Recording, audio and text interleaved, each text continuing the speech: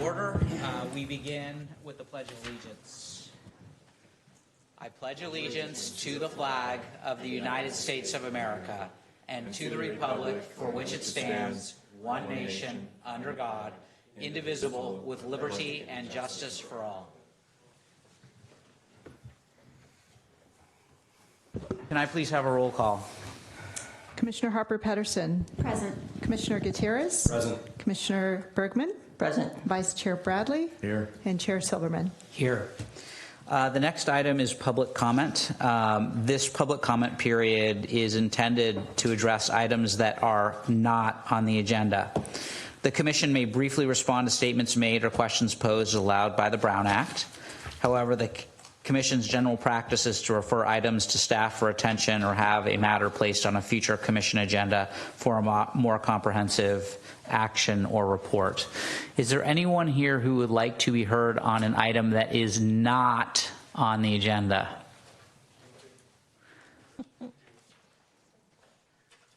Is that you, Scott? Yes, it is. You would like to be heard on a matter that is not on the agenda? Okay.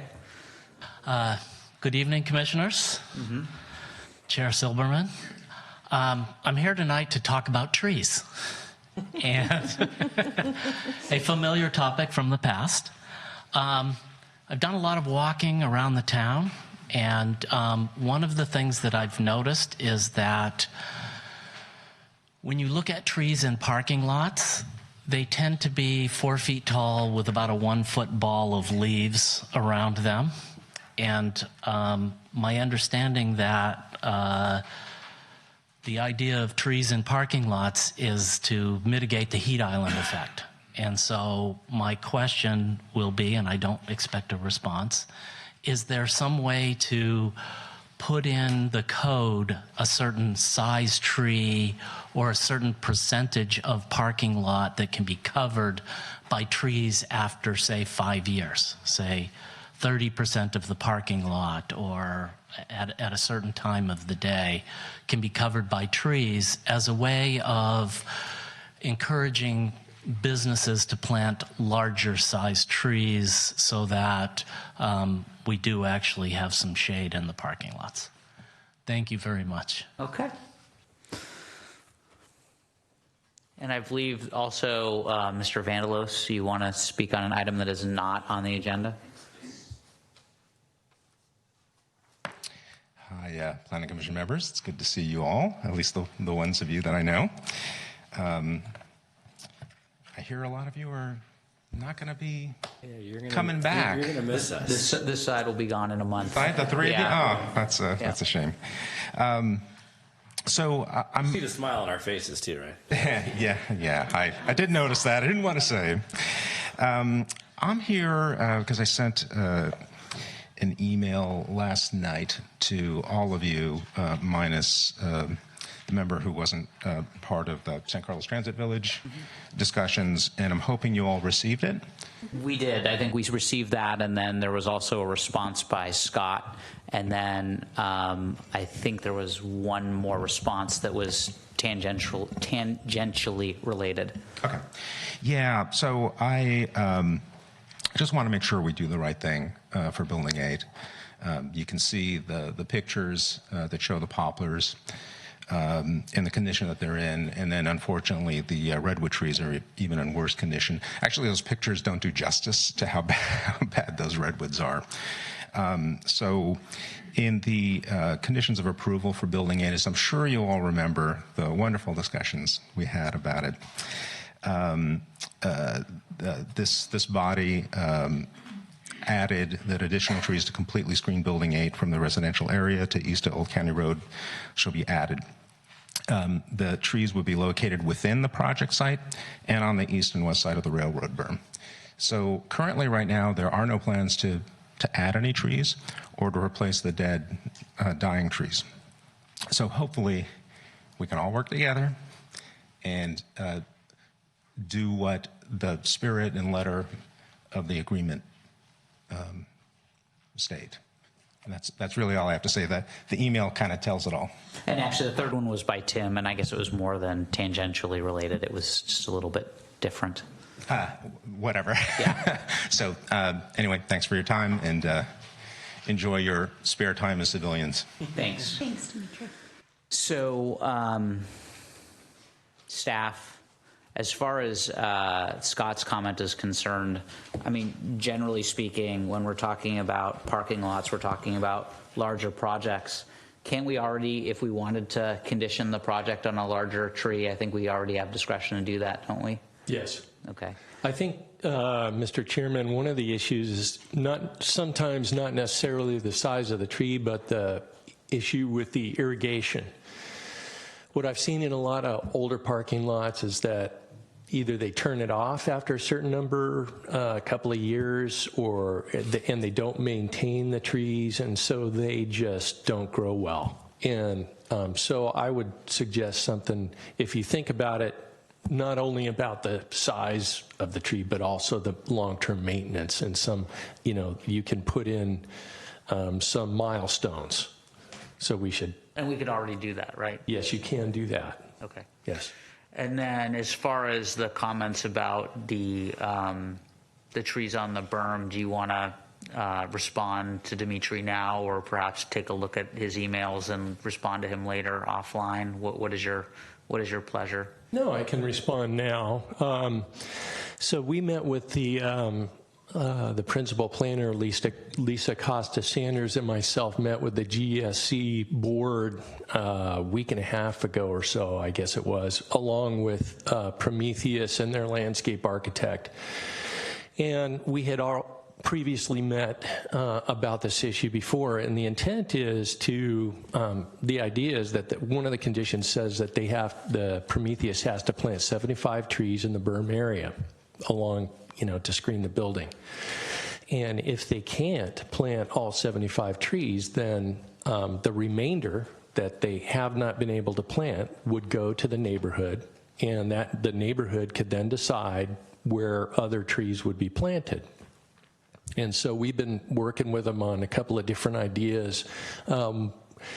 The easier part is, and I think we have got a pretty good plan for this, is the area north of Hawley. A plan was presented to the GSC board, and the GSC board selected the trees, the type, number of trees, after a couple of meetings, and there's a very good planting plan for the north side of Hawley. So I think there's agreement by the GSC board on that. Most recently, we had a discussion about the area south of Hawley, behind Building 8 in particular, and there was concern about the trees that are, those columnar trees that are there, the poplars that are behind on the south side of the historic depot. And yes, some of those have died. We were anticipating that they would have to be removed. Electrification folks, Caltrain did not remove the trees, and they just trimmed them on one side, on the western side. We understand that the concern from the GSC is screening. They don't want to see any of the buildings in there. We totally get that. And so what we agreed to do in that same meeting is talk to Caltrain Electrification, because it's their property. Even though it says in the condition that, Prometheus will work to provide screening, it's not their property.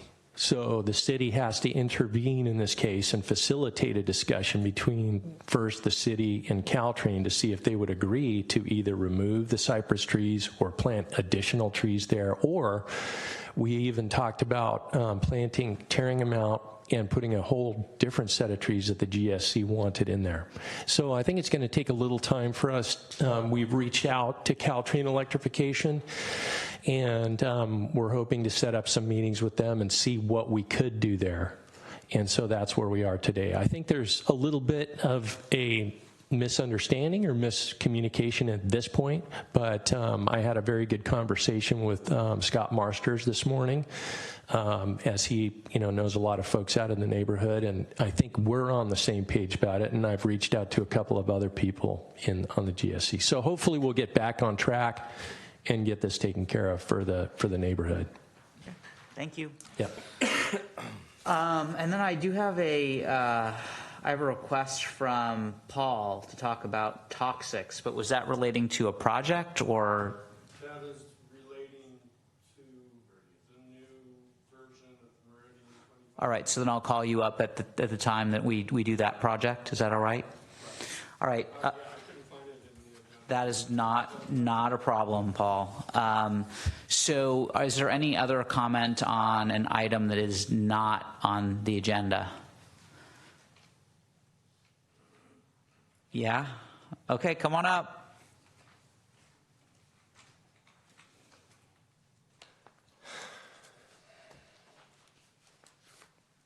I'm glad to hear Al's response. The Building 8 and the trees that are planted alongside the berm north of Holly Street are also on Caltrain right-of-way property. So I'm a little confused as to why along Building 8 the plans haven't been done, but I'm glad to hear that they're being worked on now. So hopefully we can get it resolved, and Sounds like it's more of a everything will be good. marathon, not a sprint situation. Everything dealing with the city is a marathon. Thank you. It does not appear there's any other comment on items not on the agenda. So moving on to item number 5, approval of the minutes. Do any of the members of the Planning Commission have any changes to the minutes? None for me. Then I'd entertain a motion to approve. Moved. Is there a second? Second. All right. So you guys got that? All right. Can I have a roll call, please? Commissioner Harper Pedersen, Abstain. Commissioner Gutierrez, Yes. Commissioner Bergman, Yes. Vice Chair Bradley, Yes. and Chair Silverman. Yes. So moving on to our first public hearing item, I'm going to read into the record the instructions and procedure for a public hearing. Staff will present a report on the history, physical features, etc. on the application, followed with the staff's recommendations. The applicant may then make a presentation. Thereafter, interested members of the community may speak on the proposal. When all interested parties have had an opportunity to be heard, the hearing will be closed and no further discussion from the floor can be held. The commission will then consider evidence and make its recommendation. If you challenge a public hearing item in court, you may be limited to raising only those issues you or someone else raised at the public hearing described in this notice, the public notice, or in written correspondence delivered to the city at or prior to the public hearing. We ask that speakers fill out a speaker's form found by the door and hand it to the recording secretary prior to addressing the commission. We also ask that the speaker comes up to the microphone to speak. Both coming up to the microphone as well as filling out the slip assists the recording of the meeting and preparation of the minutes. So with that, the first public hearing item we have is 1200 Industrial Road number 18, the request for a conditional use permit for a specialty auto dealership. Does staff have a presentation? Yes, we do. I would like to first introduce an intern who has been working out of both offices of the city manager and the community development department. I'd like to introduce Patrick Rubens. He has a degree in finance from Chico State and is currently completing a master's program at San Jose State in public administration.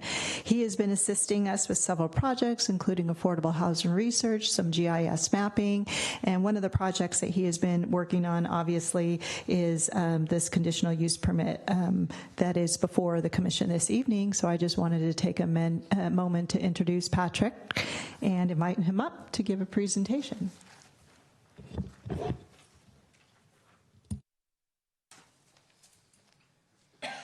Good evening. As you know, my name is Patrick Rubens. The item before you this evening is a request for a conditional use permit at 1200 Industrial Road, Suite 18.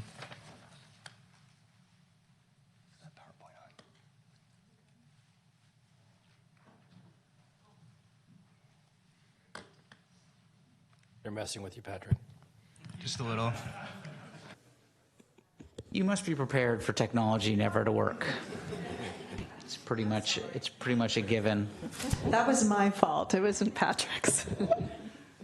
Okay, so the project site is part of a larger complex known as the San Carlos Industrial Park. This complex consists of 4 buildings. 3 are located on land bound by Britton Avenue, Industrial Road, and Howard Avenue. And the 4th building is located across Howard Avenue. Bowman Motors is proposing to locate within Suite 18 in the 1200 building, which is located on the north side of Howard Avenue. The entire 1200 building is comprised of 18 individual units totaling approximately 99,000 square feet. Current uses within the 1200 building include an office for the San Carlos School District, an oil supply store, a plumbing supply company, garage door manufacturer, software companies, warehouse and distribution uses, and other industrial uses. The general plan designation is planned industrial, which allows for a variety of light industrial and flex uses. The zoning for this site is planned development, which is established through Ordinance 988 and requires a conditional use permit for automotive sales. Surrounding land uses include industrial and commercial uses, and surrounding zoning is general commercial, industrial, and planned development. Bowman Motors specializes in the sale of unique collector cars and motorcycles. Sales currently take place at their Sonoma Raceway location, and the San Carlos location has been used for storage and light maintenance since 2013. Bowman Motors has decided it would like to move the sales aspect of its business to its San Carlos location. And they sell about 1 to 5 cars per year, either at this Sonoma Raceway location or at a large auction house off-site. Functionally, the space will continue to be utilized as it has been, with cars stored inside until sold in an area dedicated to minor repairs. All uses will continue to be conducted entirely indoors. Cars and motorcycles offered for sale are shown by appointment and under tentative contract or through a large auction house. The business is not open during regular business hours, and there are no walk-in customers. There is 1 employee who is regularly on site, whose hours vary based on the business's logistical needs. Total area of the tenant space is 6,442 square feet, with 5,573 square feet utilized for storage. 4,606 of that is a warehouse space, and 967 is the mezzanine located above the office, and 869 square feet is utilized for the office. You can see how the layout allows for all cars and motorcycles to remain inside during the course of daily activities and therefore have a minimal impact on the facility. Parking for the San Carlos Industrial Park was originally established as part of the plan development in 1988. To clarify parking requirements, the owners consulted with the city and prepared an amendment which was then recorded against the property in 2007. This document was approved by the city and replaced the original parking requirements outlined in Ordinance 988. The parking plan assigned a set number of spaces in specific locations to each unit, regardless of the land use. The parking plan also established a significant number of marked visitor spaces that are for use by owners, tenants, and guests of all units on a first-come, first-served basis. The Planning Division does not have any records of any concerns about parking since the parking plan was implemented in 2007. Per the parking plan, there are 15 dedicated spaces for Suite 18 and 22 visitor spaces allocated specifically to 1200 Industrial Road. There are 92 visitor parking spaces available for all users of the whole complex. Outside of Bowman Motors, one regular employee at this location, there may be visits from the business owner, other employees, and an occasional scheduled appointment. Staff visited the site in the morning and afternoon to observe the parking situation. At each visit, there are open parking spaces throughout the site. Staff finds that all required findings can be made to approve this item as outlined in the staff report. The proposal is consistent with the governing ordinance and general plan, which encourages diverse and flexible uses within the east side of the city. The specifics of the business include amount of employees, hours of operation, and number of clients are all compatible with existing uses in the area. However, the Planning Commission may always re-review this item if negative impacts are reported. And just a side note, the conditional use permit was inadvertently left out of the packet, and I have provided copies over there and to all of the commissioners. The required public notice was sent to property owners within 300 feet on April 25th, 2018, and published in the newspaper on April 26, 2018. No comments have been received as of the writing of this report. Staff recommends that the Planning Commission grant a conditional use to allow a small-scale specialty automotive dealer at 1200 Industrial Road, Suite 18. This is the motion should you wish to approve this item. The business operator is also here for any available questions. Thank you. So does anyone have any questions for staff at this time? Have you received any comment on this project since the report was filed with the commission? Not that I'm aware of. Have you? No, the division hasn't. Okay, thank you. Any other questions for staff at this time? Patrick, I got 42 questions for you about this. No, I'm just joking. Thank you for your presentation. The applicant is here.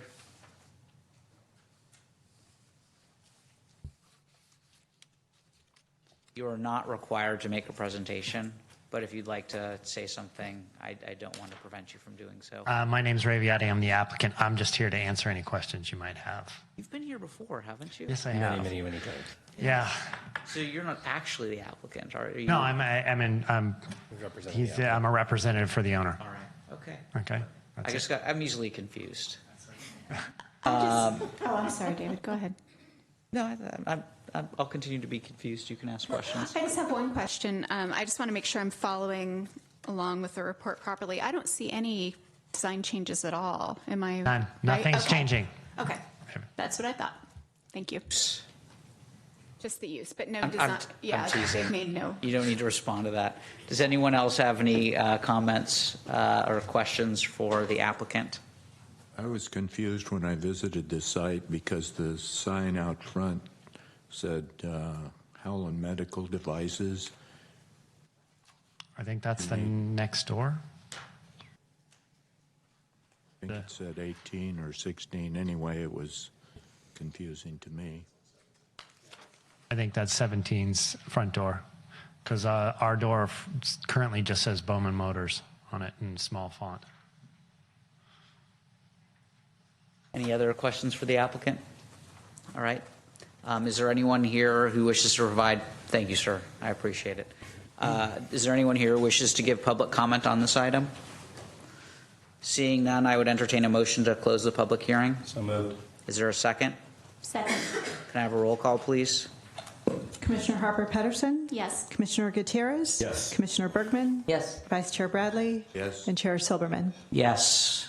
Any comments, questions, thoughts among the commissioners? No, it seems pretty straightforward. Yeah, everything was answered with the actual draft of the conditional use permit. You covet your neighbor's motorcycles? Yes. No? Always. All right. All right, then, does someone wish to make the motion? Sure, I'll make it. I move that the Planning Commission approve the request of Keith Ogden for a conditional use permit to allow a small-scale specialty automotive dealership at 1200 Industrial Road, Suite 18, APN 112-260-180, based on the findings and for the reasons incorporated in the staff report and as conditioned in the conditional use permit. Is there a second? Second. Can I have a roll call, please? Commissioner Harper Pedersen? Yes. Commissioner Gutierrez? Yes. Commissioner Bergman? Yes. Vice Chair Bradley? Yes. And Chair Silverman? Yes. All right. Thank you. So moving on to the next public hearing item, I will be opening the public hearing on 887 Industrial Road, including 821 to 871 Industrial Road and 831 Branston Road, request for amendments to the Planned Development Zoning District Associated Plan of Development and previous design review approval for the project previously known as Meridian 25. Is it now known only by a symbol? Yes. Yeah.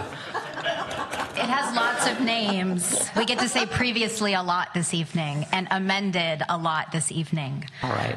Does Thank staff you. have a presentation? We do. All right. And a special table now, too? You got a special table over there now. Yes, it's appeared to assist us in having lots of files and plans. Okay. It's All going to right. help tonight Okay. as we consider previously known amended items. Yeah. Thank you. Good evening. I'm Laura Russell, Senior Planner with the Planning Division, and I'll be presenting proposed revisions to the previously approved project at the corner of Industrial and Branston.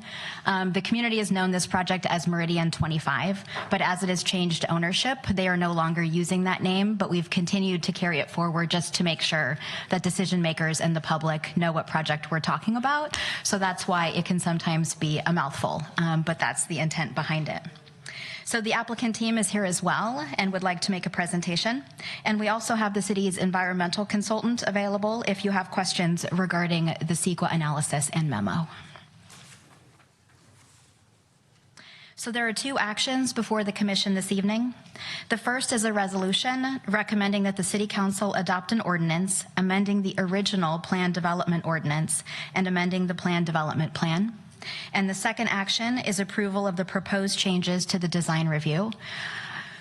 So you have a recommendation this evening and then a final action, which would be pending the City Council's approval of the plan development. As a brief reminder, in June of 2016, the Commission recommended approval of the environmental document and the plan development. The Commission also approved the design review, tentative parcel map, grading and dirt haul certificate, protected tree removal permit, and transportation demand management plan. Only the design review and plan development are under consideration this evening. The other entitlements are not being reconsidered, so they would be implemented as previously approved. In 2017, the property and project were purchased by Alexandria Real Estate Equities. They have been moving forward with the initial site work under the previous approvals while working with staff to bring forward the revisions before you this evening. So far, in terms of progress, the buildings have been demolished, the trees have been removed, and the environmental cleanup is getting underway.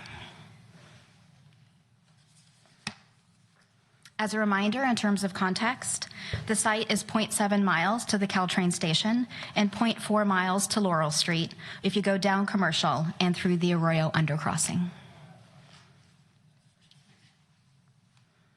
All of the major components of the 2016 project remain in place. As the architects and engineers have been preparing the construction documents, they have fine-tuned some aspects of the project, and that's a common practice. So to summarize, the two office R&D buildings are still 6 stories. They're equally sized, L-shaped, and mirror images of each other. The floor area has gone down ever so slightly through that fine-tuning process. The parking structure is adjacent to Highway 101.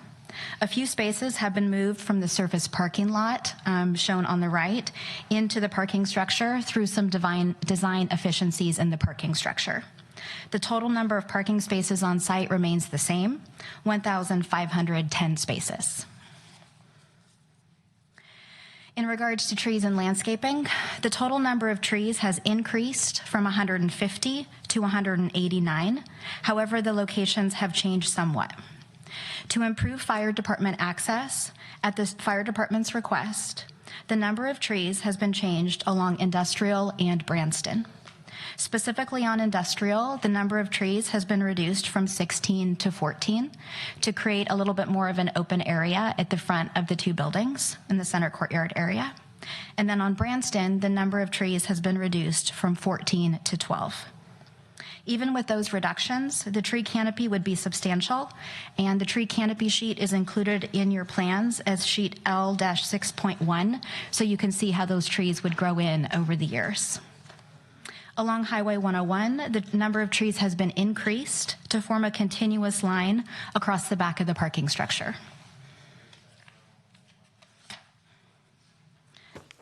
The proposed changes under consideration tonight will be presented in 3 categories. Since Alexandria specializes in biotech research and development facilities, they are proposing changes to accommodate these types of tenants. I'll also review the design changes and the alterations to the driveway that they have proposed. Life science tenants require more ventilation, cooling, and exhaust systems than general office or tech office. To meet those needs, the applicant is proposing an increase in height in the roof screen and in the equipment. This table notes the previously approved and the proposed heights. This is also in the staff report. The tallest piece of equipment, which are called stacks, would increase 6 feet 2 inches, and we'll talk about that a little bit more in the next slide. The roof screen would increase 2 feet 10 inches, and the parapet, or sort of the actual top of the building, would decrease slightly 1 foot 1 inch.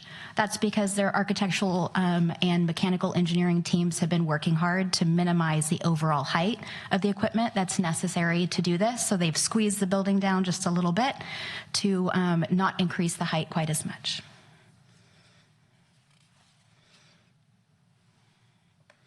So these renderings show how that height would appear. The approved plans are on the left, and the proposed plans are on the right.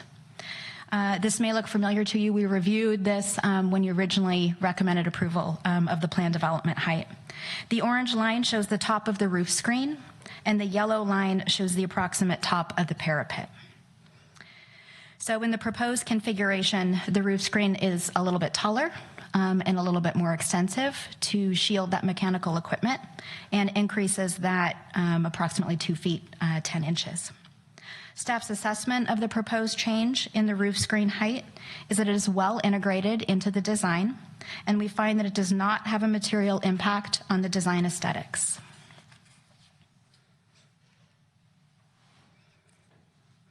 The proposed equipment includes stacks, which are exhaust facilities that are required to be a certain height above the roof so that they can have their functional purpose of exhausting out into the air. It's similar, I've been thinking of it kind of like the chimney on your house is required to be a certain distance above the roof itself.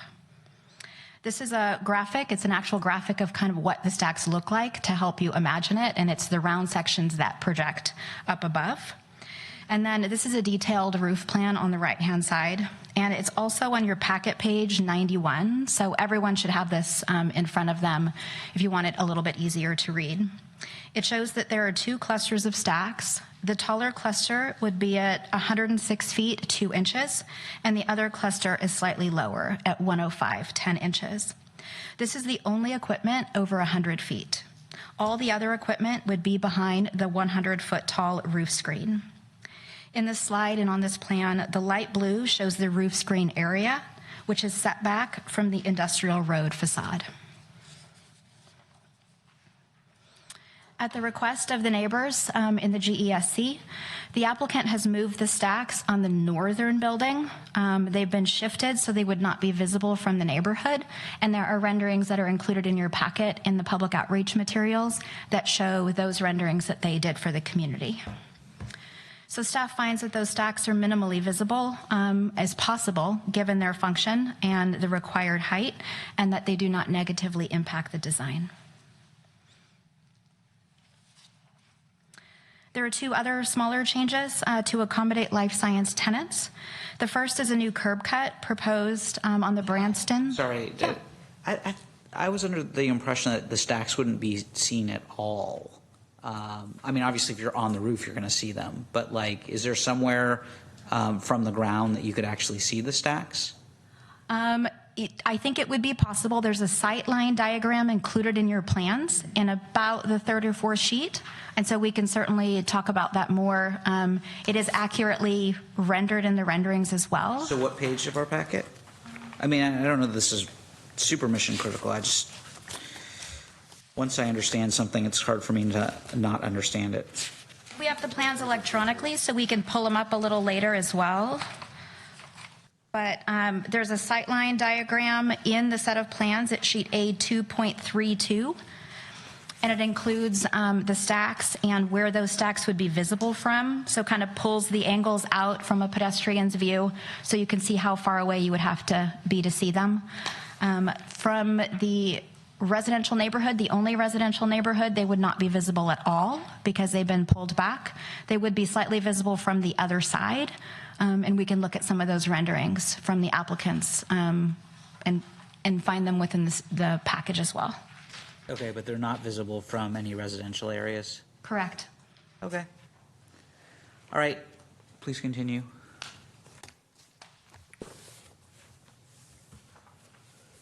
So picking up on other smaller changes for life science tenants, on the Branston Street side, they're proposing an additional curb cut that would lead to an enclosed service yard that's needed for this kind of land use.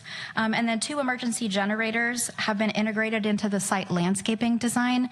Staff is very supportive of this because we don't want all of that big equipment and transformers and generators to be visible from the public right-of-way. So staff is very supportive of this approach to integrating the generators into the project. So these are 2 renderings of the outside of the complex from industrial as well as the inside with the design revisions. The applicant is proposing to change the exterior materials on the building, and they're going to include more detail in their presentation, and they've got the close-up view of what a lot of the materials look like.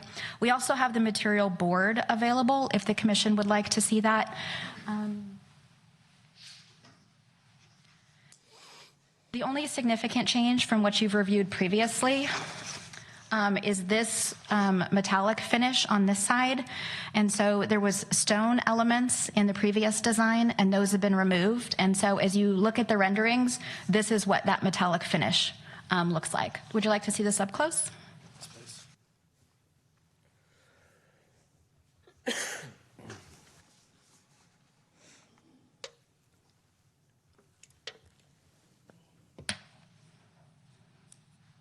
They've also proposed a redesign of the central project entrance on Industrial Road. So this is the area in between the 2 buildings. They've changed it to incorporate the design aesthetic of the buildings and to be more welcoming to pedestrians. The upper rendering is the approved version and the lower rendering is the proposed. And they have some additional views of this in their presentation as well.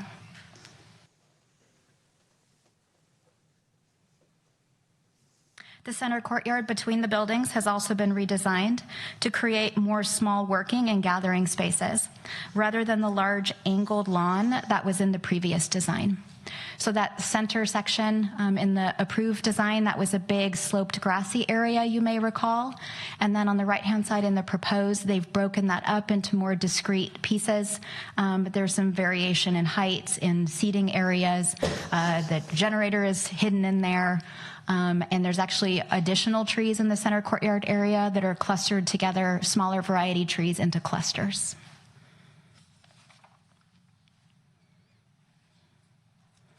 So the third category of change is related to the project driveway from industrial.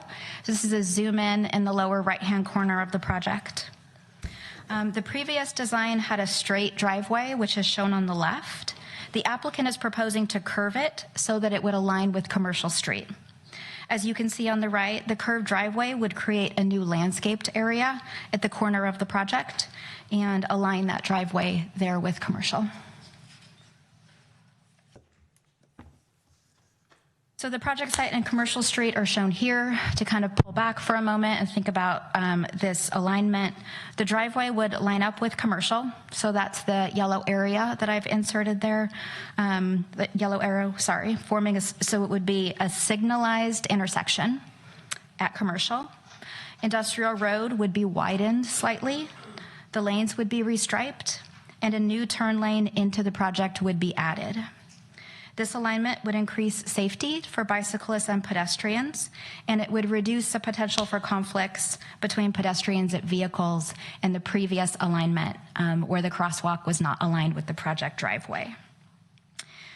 This has been reviewed by the Public Works Department and the city's traffic consultant, and the conditions of approval that are included in the draft certificate before you include all of those conditions of approval related to this realignment.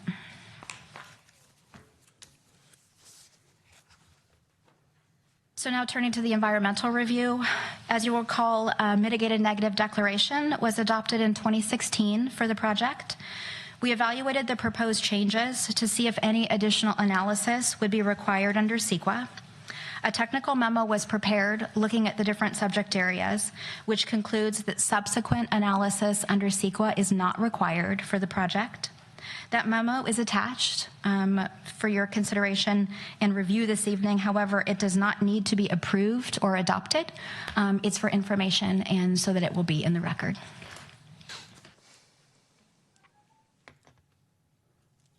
The applicant has conducted their own public outreach regarding the revisions to the project. They created an online communication tool under the Co-Urbanize site. So that's a quick screenshot to the right of the site. And I summarized what staff observed. There was 72 or 73 comments, questions that were posed and answers from the applicant. They also held a meeting with the GESC leadership where they had the comments about the location of the stacks, which has been changed, and questions about the environmental cleanup, and additional information has been sent out to the GESC in regards to the cleanup, and the applicant team is prepared to speak to that this evening as well. They also sent kind of a flyer newsletter format to all of the neighbors, owners and occupants within 500 feet of the site from our city mailing list. And then staff, of course, published the notice in the paper and mailed the notice to all owners and occupants within 500 feet of the site. Staff has not received any comments on the project.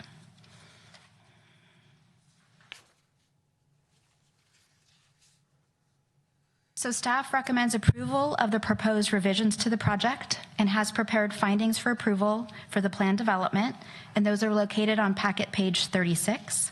And the findings for approval of the design review are on packet page 27.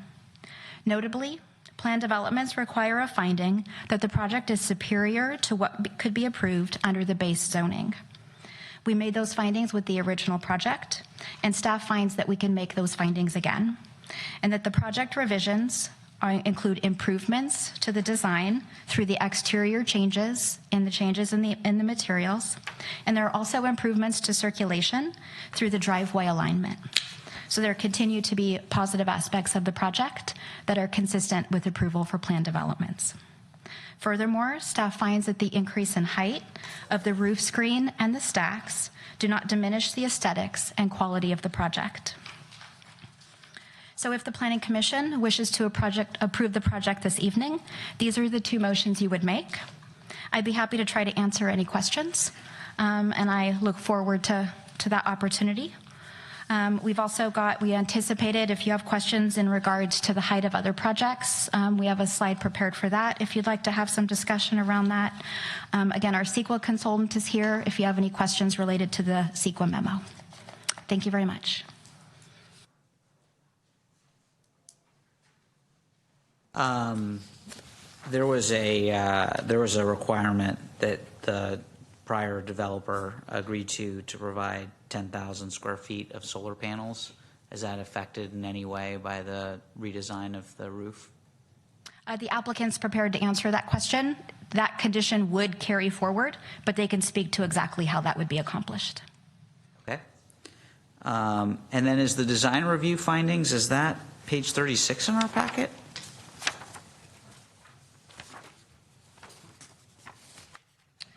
It is on, we have the packet pages now since we changed to our new system, and that is on packet page 27 within the body of the staff report.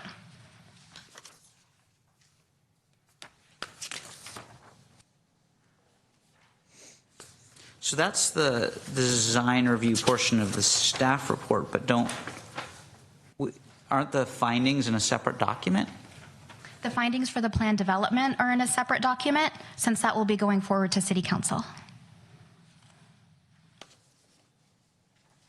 Okay. And those findings... If you're sure, I'm sure. I want us all to be sure. Okay. Those findings for the plan development are on packet page 36.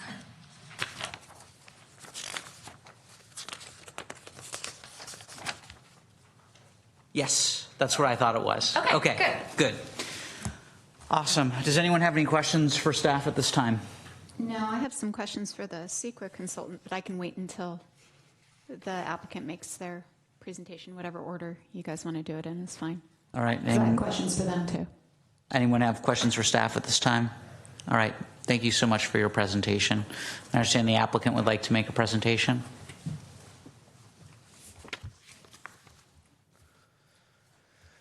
Good evening, President Silberman, commissioners. It's a pleasure to be here.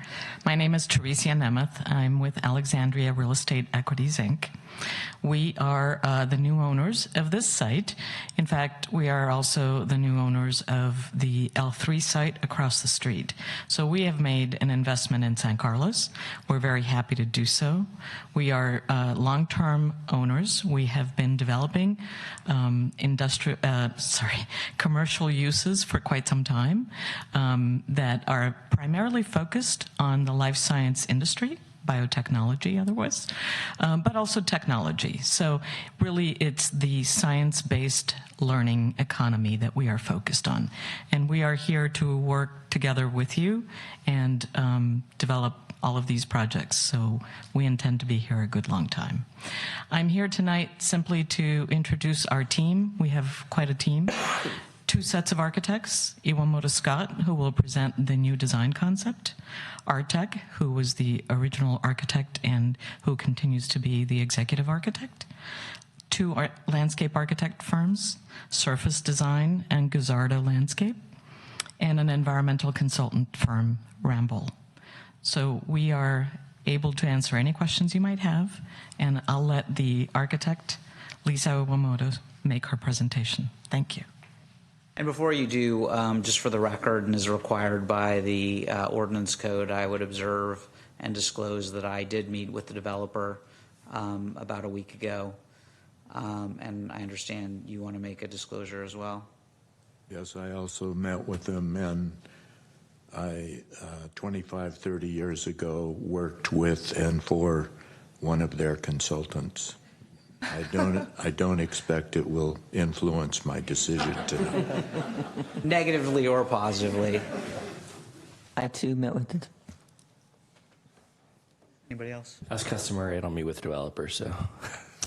I feel left out. I don't. Was I on vacation again? You were probably out of the country, as you have a tendency to be. All right.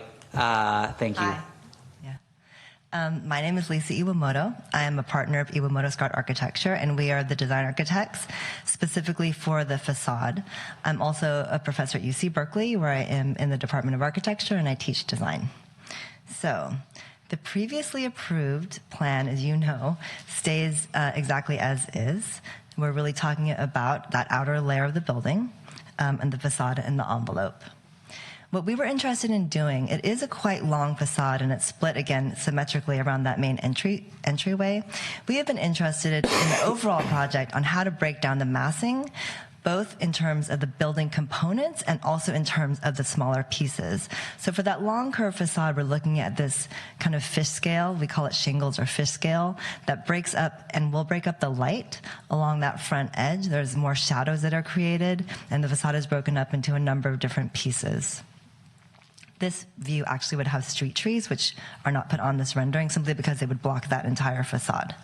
The other thing that we were interested in doing is with the different pieces, these massings were already there, and they were articulated a little bit more similarly than what we have now. So we have the fish scales on the front side, but then we also wanted to think about these buildings as, again, breaking it down, bringing it to more human scale. So we have horizontal louvers on the wing buildings, and then a different facade again on the courtyard side. The other thing we wanted to do is take the cornice line and actually wrap it down and fold it down around that entry so it visually breaks off the front building from the rear buildings. Again, looking more like a cluster of different pieces rather than a huge complex dominating that whole site. At a detail level, and there's quite a bit that goes into this, in fact, but we were able to think about the waterproofing and just enough relief, in a sense, to allow it to function still as it had been, but also to, again, break it up into the different kind of leaf-like pieces, terracing across that front piece. And then the other facade is a series of horizontal louvers, which again are great for solar gain and prohibiting solar gain, but also distinguishing that piece from the others. This was the previous skin. Again, you'll see the massing is identical compared with the new.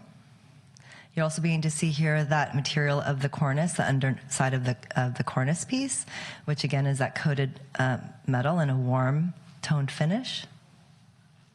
And that carries down through the column coverings at the base. The elevations here are here to show you where those vent stacks actually extend up past the mechanical screen.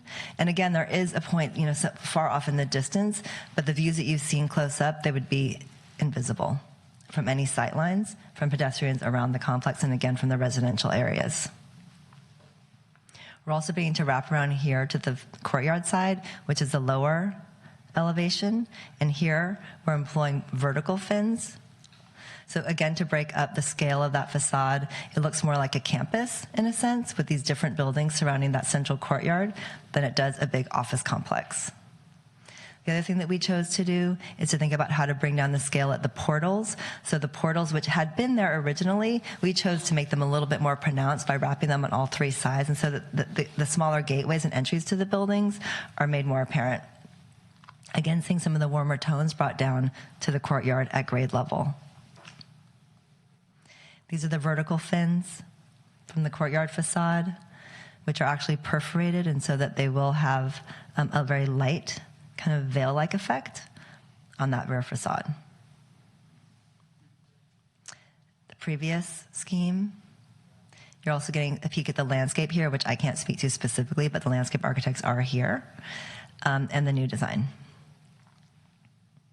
The materials that you have in front of you represent the materials of the project. That slightly darker metal is the color of that exterior portal. You're also seeing here in the lower left-hand corner where the generator is placed, we wanted to turn that potential negative into a positive, and so it becomes a pavilion that can be inhabited from the exterior and actually provide some benefit to the courtyard. So it's a shading element and like a trellis-like screen. And we took that kind of language and brought it out into the entries to the building as well. So this is a little bit of a sculptural moment that just begins to speak to and celebrate the entries to the building, and this is replicated on the other side as they are mirrored. For some of the side entries along Industrial, this one is at Industrial in Branston, there's really almost no change. It's really just a change to the material, a bit warmer in tone again. Just another view that is that unfortunately placed seam line of, if you're looking at the screens above you, but really almost no change at all. And then on the garage, that facade stayed the same. The one addition is the addition of growing plants, so that there is a trellis-like screen that now will be planted and eventually covered with vines and greenery. Thanks. Does anyone have any questions for Architect 2?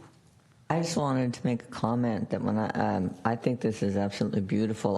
I like everything that you've done. That more aligns the facade and the structure and basically the building structure. It's more in, I don't want to overuse the word harmony, but it reuses elements that we see in nature, like the scalloping and the holes, and basically how you've softened the corners. And I really appreciate that because for the last, we've been fighting against nature for so long, and in the next generation we're going to be working with nature. And I think this building actually represents that in a way. And I also like the warm coloring, bringing the gold tones in there. I think it's wonderful. So I was very impressed to see this. So thank you.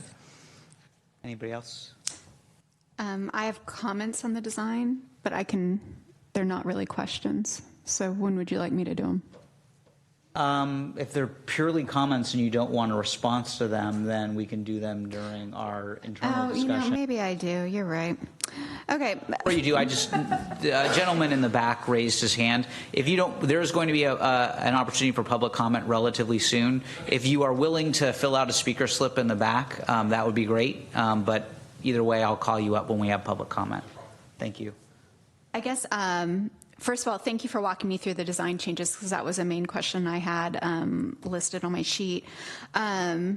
I do really like the building entry changes and the warmer copper accents, but I have to say, I'm not sure I'm loving the fish scale. I prefer the sleeker facade, and I'm wondering if that provides, I don't know, additional functionality, or if it's just a pure design aesthetic change. It's largely an aesthetic change. I mean, I think it's also trying to be responsive to the neighborhood side of the site. The long horizontal lines are more the freeway building that one would typically see. So we felt this was an opportunity to really create something that addressed the neighborhood in the smaller scale. And so it's translating, the things that it's facing up to the I should also say that I'm notoriously two-dimensional, so I definitely have some, despite my years on this dais, I have a hard time translating that sometime to what it's going to look like.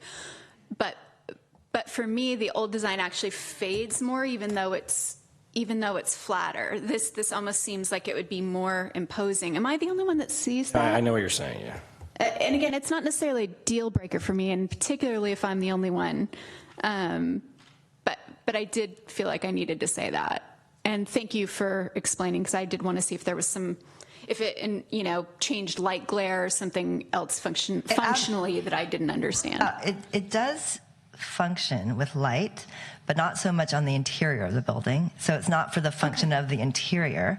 It's more for the response, again, to the urban fabric. So that as the planes change and, the sun goes across it, the different planes start to look a little bit different. And so it perceptually really breaks down that massing again, that facade. It's not the single long line. Yeah. It's a set of smaller pieces. And that was really the intention. So it's an aesthetic answer to, I wouldn't call it function so much, but for the perception from, again, the urban relationship to the neighborhood. All right. Thank you for that explanation. Yeah. I appreciate it. That's all I have. Anything else for the architect? No. Would you be the person I would ask about the solar panels, or would that be someone else? That would not be me. Okay. But before you go, one more thing, very quick. Another requirement of the prior design was bird friendliness. Mm-hmm. Does this design in any way impact the bird friendliness of the building, either positively or negatively? The horizontal and the vertical louvers absolutely help the bird friendliness of the building. The breaking up of the skin also helps the bird friendliness. These might need a frit on them, but this will be, it is a bird friendly building. Thank you. Yeah. And the answer on the solar panels is yes. We're doing full speed ahead. Full speed ahead. Thank you. All the prior commitments we are abiding by. Fantastic. Thank you so much. So was there a next member of your team that so it's really to us what we want. So I know that Angela wanted to ask a question of the environmental consultant. So if that person could come up, that would be lovely. Thank you. Have at it. Hi there. Hi. Well, my first question is, I guess, to the finding that no additional, I guess, environmental impacts or no substantial difference is being shown in this. And I guess it seems to me... I'm sorry, did you do the CEQA review? Is that what you... Okay. That is correct. Great, thank you, sorry. It seems to me that changing it to an R&D facility would actually be a pretty significant change of use. So I guess I'm curious why no further environmental review is needed. Sure. So under CEQA, the California Environmental Quality Act, they have a section that basically dictates how to look at a project when there's been changes after the environmental review is already completed. So we followed that format for how to take a look at this project and whether or not there might be the potential for additional changes. And we wrote this technical memo of that analysis, basically looking at exactly what you're saying, but wait a minute, doesn't it have the potential to have different environmental impacts? So we went through and looked at the different topic areas and ultimately determined that those changes would be minor, that they would not result in substantially increased impacts compared to the project, and would not require additional CEQA review. Okay. So they create mutant spiders or anything different? That's okay. It just seems like a life sciences building would by design have different environmental impacts, and I'm just sure. So I can address that because I think there's other commenters who have that same question as well. So that has to do with concerns of handling potentially hazardous materials at the site. So those concerns are a little bit more geared towards manufacturing type of uses, things that stockpile or generate large quantities of things that could be considered hazardous. Really, with R&D, research and development type of uses, the quantity of hazardous materials that they handle and the types of uses are, and this is a simplification, are generally those that can be safely handled and addressed with the facilities at the site. So wouldn't require some outside thing to happen. There wouldn't be explosives that could affect, a larger area. There wouldn't be the potential for spills that could actually not be handled at the site itself. They're handled in very small quantities and of the types that can be addressed on site. So they are covered under standard regulations for handling of routine hazardous materials, and that's addressed on page 32 already of the original environmental document, which is why we didn't look at it additionally.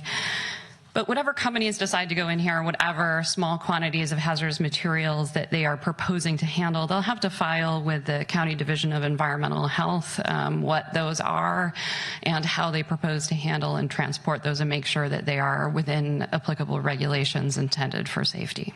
So it'd be up to the County of Environmental Health to essentially watchdog this if there's any additional.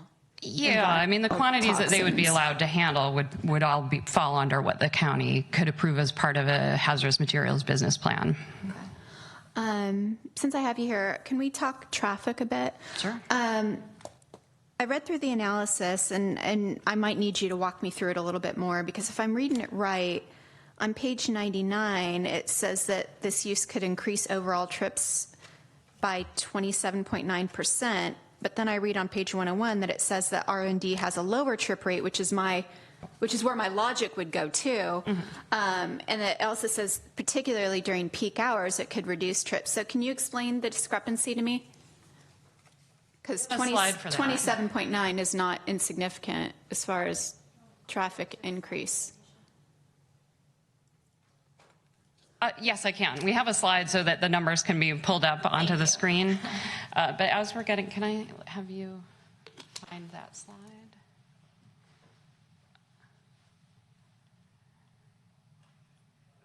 There we are. Great. Okay.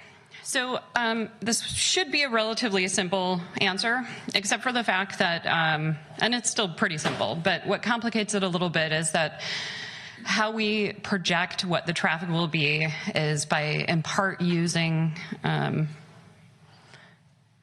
the Institute of Traffic Engineers numbers. They actually go out and take a look at the different uses and count how many trips each of those has. So between when the original environmental analysis was done and today, there's actually a different edition of that. And they've gone and done additional counting of office R&D type uses and updated how those uses perform. And it's actually a little bit different from what they thought when we did the original analysis. So our traffic has just gotten worse in 2 years in general? No, that's not what I'm saying. No, so okay. I'm just focused on the project itself. So what we have on the screen here is the top is the 2016 project. So that's what we analyzed in the previous analysis. And that was using the 9th edition of these ITE rates for office, which actually hasn't changed in the updated rates. And for a traffic analysis, you use the numbers that are the peak hour. So when the roadways are most congested. So those are the first 2 columns of data there. So now we looked at it again, what if it's entirely office R&D? And if we use the same addition we used for the original analysis, you can see that those peak hour numbers, those first 2 columns, would go down from where they were. They actually have a lower amount of peak hour trips because generally office R&D, you have a little more space for each employee, so you have less employees coming in.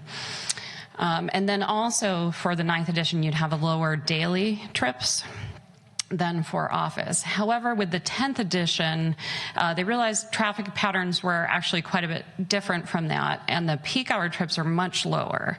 So we've gone from the AM peak of 725 with just office to now 222 with office R&D, or rather all R&D uses.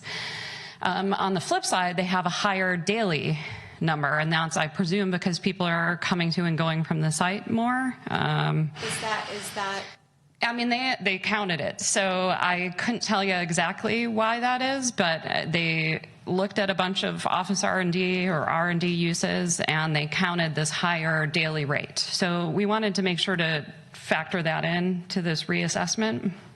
But ultimately, when it comes to traffic, we're looking at the peak hours because that's when the roadways are congested. And under either of these editions, you have lower traffic. If the current edition is more correct, then it's actually quite a bit lower than what we analyzed. But if we're looking at air quality and noise, we may have an issue. Well, we looked at that. So we did look at, okay, we've got some additional daily emissions from traffic here. And we found that it didn't change our significance conclusion. So we actually modeled what if those are higher based on this higher daily rate, and they would still be below threshold levels. Yeah, and I did read that, though. Like most members of the public, I often find a difference in significance between seek with significance and what I think reality seems realistically significant. But I do appreciate that, and it did help. So thank you. You don't happen to have the traffic engineer here, do you, or the people that did it? I'm just curious if maybe the extra emissions were people leaving and coming back for lunch, and if maybe because we're closer to a place, they could walk to lunch. I'm just trying to solve this problem in my mind. No, I understand. And we don't have our traffic engineer here, but I did speak to him about this. And ultimately, they're not the people who made the ITE rates either. So we talked about what that might be, why there's higher daily rates. And it could very well be people are more likely to leave and come back from lunch than office. And you're right, in this case, we're hoping that they will walk to lunch and not do that. Okay. Thank you very much. I know that some members of the public have some comments on the cleanup, so I'll wait for my additional questions until I've heard some of their questions. That's all I have for now. Okay. So I have Paul's slip, and I'll call Paul up in a second. Scott, were you wanting to speak again on this project? And Dimitri, you are looking to speak on this again? Okay. So Paul, why don't you come up? And Paul, how much time do you think you're going to need? 5 minutes? Yes. Will you hold yourself to 5 minutes? I will. Okay. I will. Just to reintroduce myself to you, I'm Paul Maginetti. I'm a member of the GESC. I've also worked in biotech almost as long as Scott. But I've worked at small startup companies. I've helped build them up. I've also helped tear them apart, and then it didn't work out. So it's all about contamination control. The company was kind enough to give me a copy of their environmental summary, and upon reading it, seems to be a certain amount of naivete in writing this. They talk about the tar-like substance that was found, and how it arrived there is unclear. It's very clear to our neighborhood. We have people who were here when those sludge pits were there, when they recycled oil, and they would also allow other people in the area to take some of their toxic waste and throw it in the sludge pit too. Those companies made microwave technology.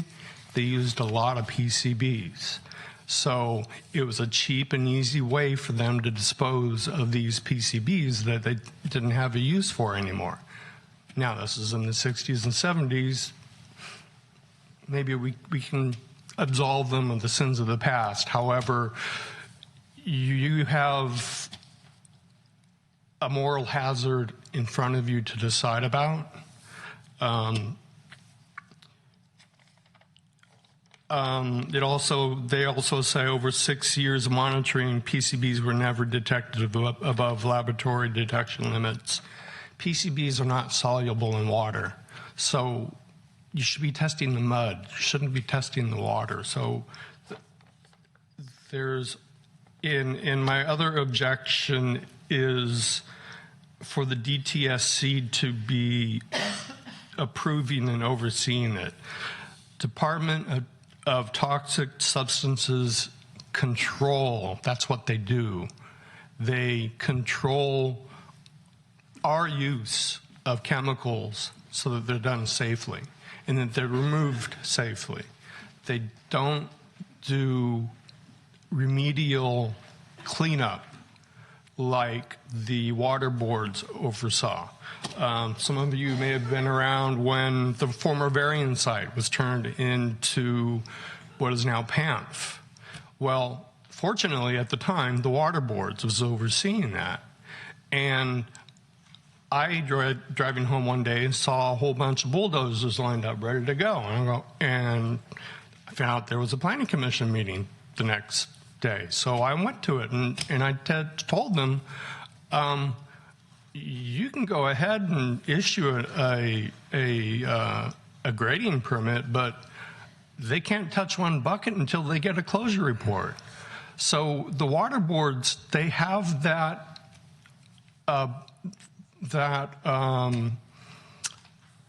balance, that they have that check in place, so that what happened in the Varian site, after I said you can't do that, they haven't issued the closure report. They went back to the closure report and found they had only done half of the cleanup.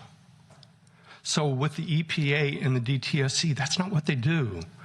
And I don't know that we'll have the oversight, and you will have the oversight, to make sure all of those PCBs, the tar pit, the sludge pit, that all needs to be removed, and all the soil within 4 feet of that needs to be dug up and taken away, because it's right by the bay. It's in fill, and during any kind of quake or in a large earthquake, it's going to come bubbling up. It already came bubbling up into a bathroom.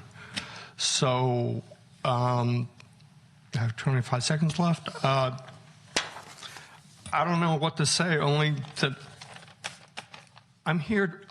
I would like to help, to help educate the people who are looking at this on the nature of this region and how it is now, unfortunately, and why it's important that it needs to be cleaned up, because this is our only chance to get it right. Thank you. Thank you, Paul. All right, Dimitri. Oh, no, Scott, you got up. Dimitri will be patient. How much time do you want, Scott? 2 minutes. All right. And actually, I have a question about trees, and there's a surprise. That is, are the sizes of the trees going to be different on the north side? Because it looks like you've reduced from 14 to 12 the trees on the north side. I want to make sure you haven't reduced the size, because in the original plan, they were 30, 40, 50-foot trees that were being planted. Okay? These are not small trees that are going to be planted. These are large trees that are going to be planted. And then the other concern that I have is with the new scaling, will that create any additional glare? Because as the sun passes across there, will that glare now strike into the neighborhood? I will get those questions answered for you. I will observe you were on this project, so if the trees aren't big enough, Scott. I will come back. Yes. All right. Okay, Dimitri, did you want to come on up? How much time do you need, Dimitri? Not more than 5 hours, but I think I can do it in 5 minutes. 5 minutes. Can I hold you to that? Yeah. All right. Sure. A couple of things that I wanted to note. I do share Paul's concern about toxic remediation. I think we have a wonderful opportunity here with Alexandria. They've purchased this property and the site adjacent. And when we met with them, I asked them to take a look at the toxics issue holistically, because there's another giant toxic plume underneath is it L3, the L3 site. So my hope is that we do due diligence and we do more than what's expected. We're in an unfortunate situation where the head of the EPA is, I don't have words. It's really on us to police what's going on, right? And we can't count on the feds. On page 121, there's a couple of things I want to point out on the project itself. On page 121, that has the rendering from Hall Street. I think it's important to note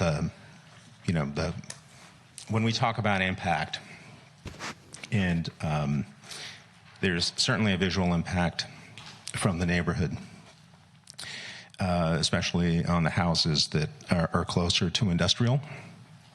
And I'm sure in people's backyards, all sorts of things like that, you'll see that. There's one thing I wanted to note. I actually really like the changes in the architectural plan. I think they're pretty cool. I noticed that there's some of that fish scaling, whatever it was called, but then there's a middle section there that it feels like it's flat. And I'm wondering if there's a reason to keep that flat, and whether or not, aesthetically it makes sense to keep that the fish scale look along the side or not.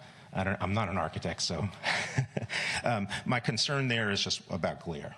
They do have horizontal louvers that Okay. extend out, so that's very kind of straight on. Uh-huh. When you look up, you'll see it's broken up by those. Okay. And then the original massing was flat, so there wasn't really an opportunity to stick it out more. Mm-hmm. Yeah, my main thing is just if it increases glare, or if the louvers or whatever you're calling it, the changes, reduce it, great, and if we can maybe carry that through. The other thing I'm noting is we really do need some more screening. I don't know what exactly is there, and this I'm assuming this doesn't show the landscaping. No, this doesn't. Yeah. That was just, Yeah, so hopefully we'll get some more landscaping. Two other points. They're fairly minor, yet not totally minor. The height of the building or the fence is increased, but then the parapet is a little lower. I'm not sure what the difference, but what the parapet means versus the height. But I did want to note that the building is now taller, and there's more impact to the community. It's like over 100 feet, whereas before it was. This is lower. Okay, so the parapet is that top thing. Yeah. So maybe it's higher because that's what was needed to hide the stacks And if that's the trade-off that we need to take, that's one thing. I have a lot of experience dealing with businesses in the surrounding community. And I have to say that the county has a really poor track record of dealing with toxics and issues like that. And if we're relying on outside agencies, responsible companies do a good job on these things. Irresponsible companies don't. You don't know who the tenant is going to be. So I share some concern, zombie apocalypse. Yeah. Excuse me? Right. So that's a separate thing that I don't understand, and you could bring that up later, Paul. So that, and then also the traffic. I think the daily numbers of 6,000 feel a little more honest to me than the previous reports about traffic.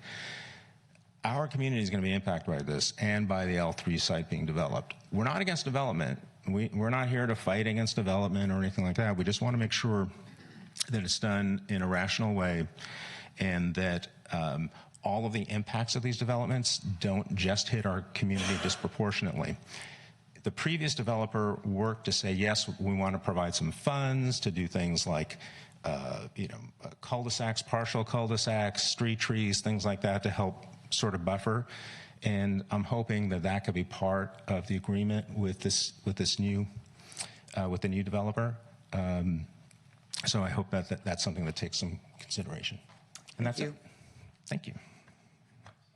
All right. And then there was a gentleman in the back. I don't know if you filled out a speaker slip. If you did, I'll take it. I'm sure you did just fine, sir. All right. So, Mr. Taylor. Let's get my notes together here. Is 2 minutes, the standard 2 minutes enough? 2, 3, something like that. All right. Okay. Are those bottom numbers estimates? Did I understand that correctly? Are those current updates of measured trips? So, this is my fault because I let other people talk to that. You just talk to us, and if you ask a question, we can get it answered. All right. Same question. Yes. What is it? The numbers that are on the chart, are the actual trip counts? Are they current trip counts for the 2018, or they're all projected? From what Those are projections from a book. Okay. So I don't know that they take into account all the current development that's been going on in the last couple of years. It's gridlock for me to get off the freeway. They don't. And get up the hill. They don't. So, this is based on the type of development, how many trips it's going to generate. Okay, I would consider it pointless to be looking at these then and trying to make an estimate as far as local impact is concerned. So I'll throw that out there. That's one. Two, for my wife, I'll say that she's not a fan of silver and gray, so more brown, silver and glass. Just we've had enough of that. It is a nice building. I like the looks of both designs. I will say that I don't know how much was taken into account from a historical standpoint. The last thing I'd like to see driving up and down through San Carlos is another steel and glass structure. And so I kind of got that impression from this. It is the wave of the future. I understand that. I don't know how much historically you can do with a 6-story building to hide it or to blend it in with the historical nature of San Carlos, but that just looks like another structure that's popping up on the 101 corridor. Stacks may not be visible from the street. They are visible once you start climbing the hills.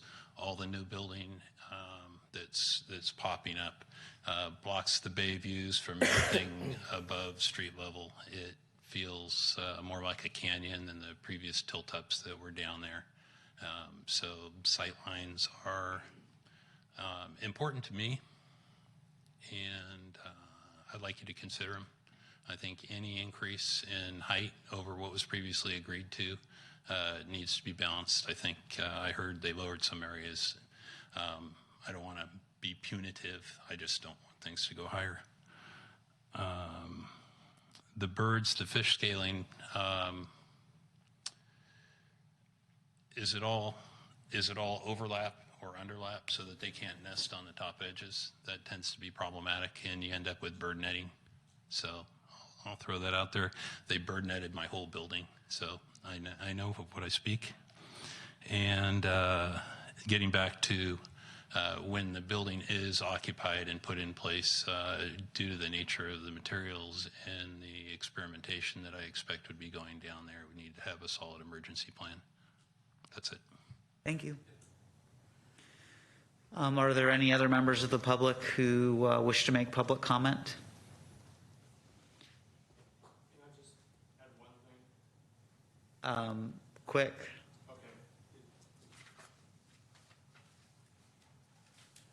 Regarding public safety, they'll be dealing in new types of sciences in genomics and cell therapy, but they may also be looking to cure contagious diseases. And I mentioned BSL 3, BSL 4.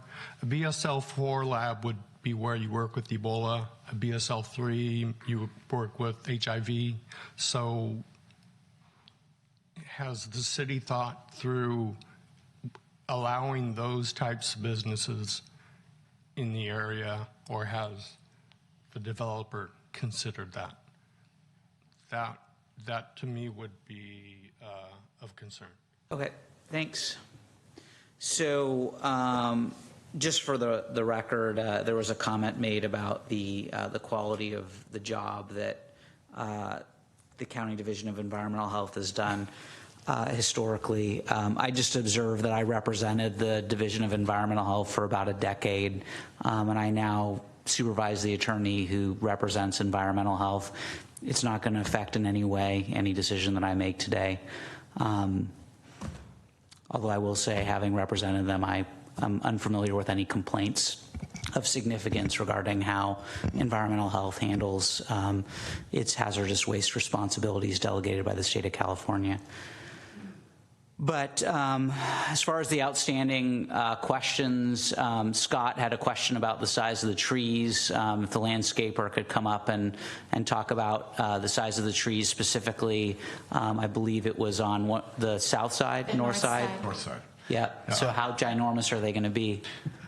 I'm Paul Lettieri with the Gazzardo Partnership, landscape architect. They're the same size they were on the previous submittal. They're 24-inch box trees going in. It's the ultimate size of those trees is on the order of 50 feet.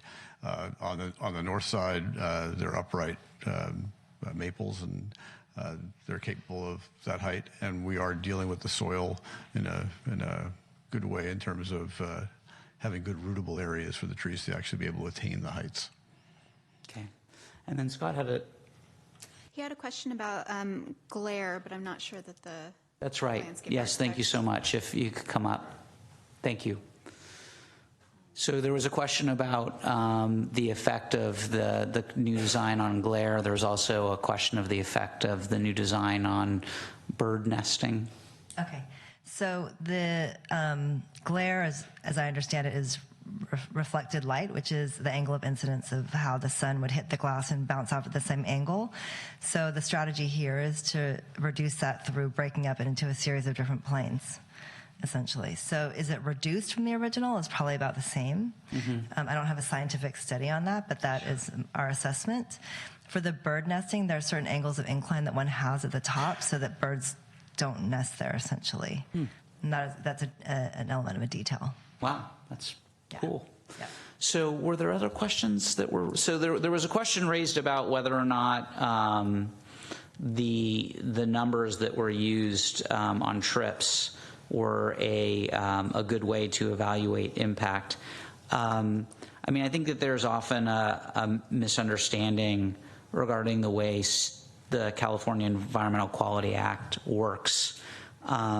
And in general, basically what the consultant was trying to do was determine whether or not the differences between the project that we already approved and for which we already did some form of environmental review changed to an extent that it required some additional environmental review. And they've used this data to determine that the answer is no.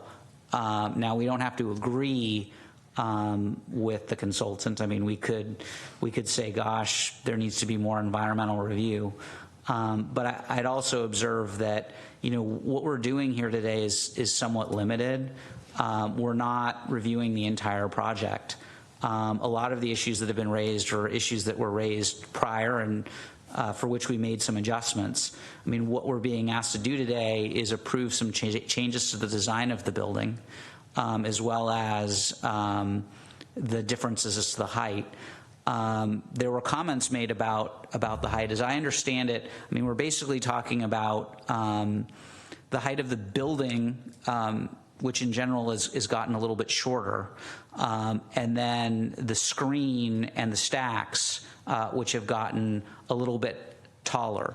But we're talking about the edge of the building getting shorter and the center of the building getting taller. So I mean that's what we're talking about. There was a great deal of angst when we approved this project the last time about the size of the building. I do think that it is going to be the tallest building in San Carlos, if I'm not mistaken, when it's done, regardless of how we approve it. And there was discussion at the time, and I asked the city attorney because, you know, the zoning does allow for buildings that are 100 feet tall. It does. And this is sort of the kind of location where you would think in the city you would put the tallest buildings. But what I asked the city attorney at the time, and I assume his answer would be the same now, is that just because we approve a 100-foot building at this location doesn't mean we need to approve a 100-foot building anywhere else, including across the street. Is that still true?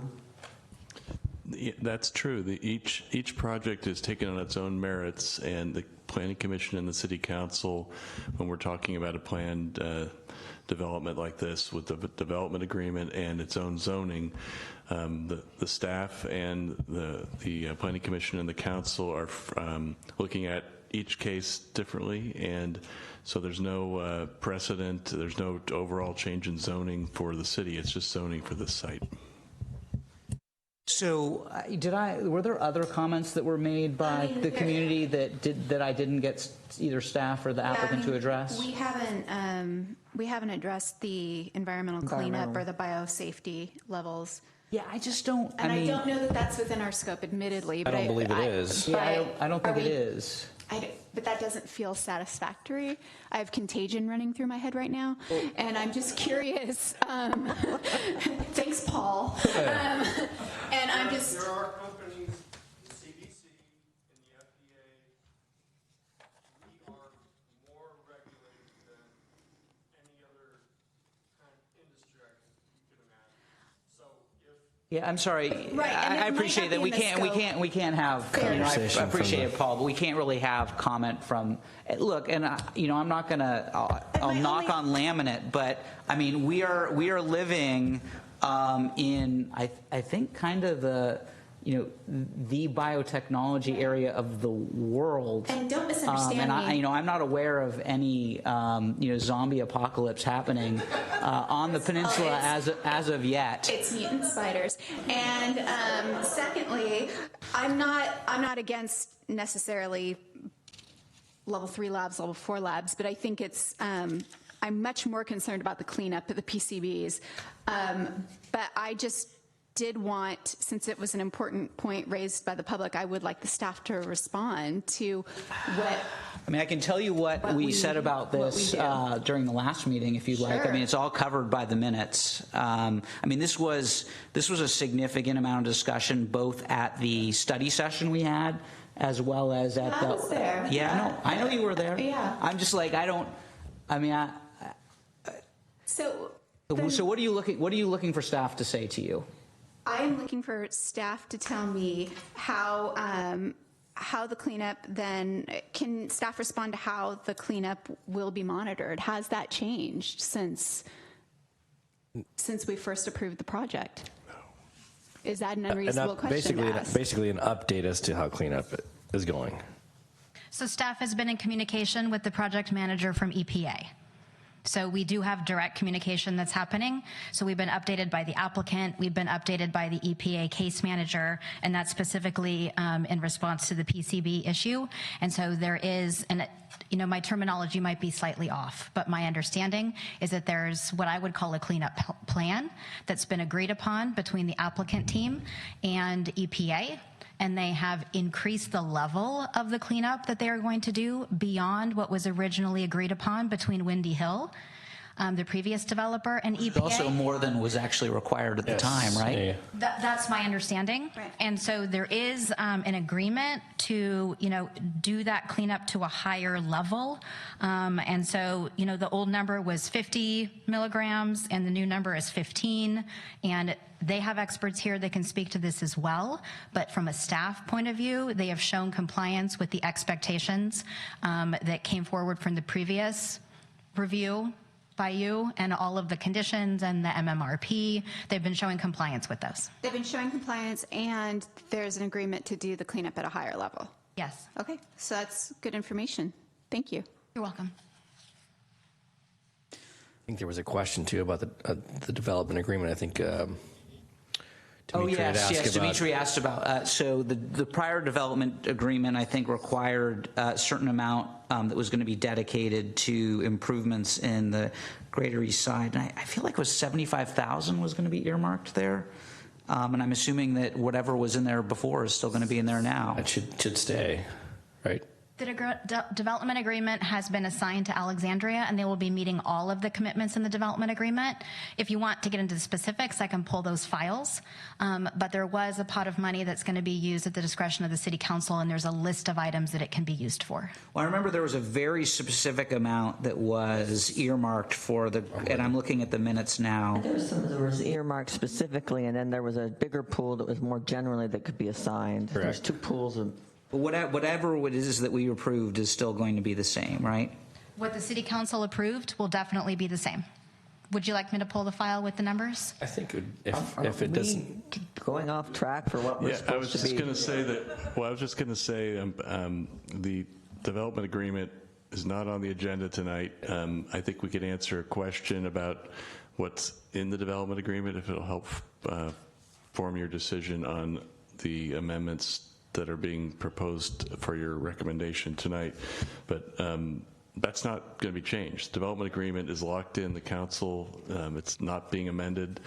It's not being proposed. I think that answers it. Yeah, that basically. I think that answers it. Yeah. Was there anything else that we need to respond to? Anything else from the public on my list? I don't know if anybody else caught anything. No. All right. Dimitri's raising his hand. If you want to come up and make it reasonably brief, Dimitri, please. Always reasonably brief. I think that's I think that's true. Yeah, I think that's fair. Yeah, my recollection is that this body said yes, there should be some funds specifically for the east side to mitigate the impacts. I believe there are no funds to mitigate impacts for our community, and as you can see, we're really concerned about traffic, so that's a bummer. And if there's no chance for amending that, yeah, it's a bit problematic for us. Well, if it would be the city council that would have to change it. Jurisdiction, yeah, it's not us. Thank you. So if there's no other public comment, I'd entertain a motion to close the public hearing. So moved. Is there a second? Second. Can I have a roll call, please?